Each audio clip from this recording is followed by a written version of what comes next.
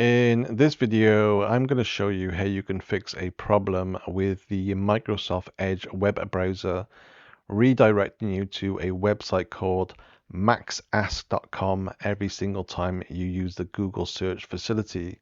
So let's open up the web browser. So by default, I have chosen Google as my search engine. If I do a search, I'm just going to choose one of the trending searches. And instead of Google in the search box up here, you can see it says maxask.com, which is not correct. So this isn't a virus which you have picked up. It's actually to do with one of the extensions which you've installed in the browser. So sometimes extensions can be hijacked or they can become obsolete and fall into the wrong hands and so on. So to fix this problem, we need to go into the extensions menu. So you can see there's a jigsaw icon up here called extensions. If not, you can also click on the three dots and select extensions from the list and then choose manage extensions.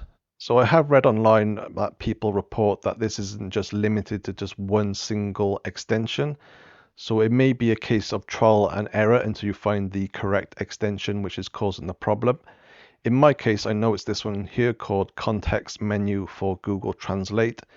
So you don't need to uninstall it. You can just simply disable it by putting the slider across. And then if you go close the web browser and then reopen it.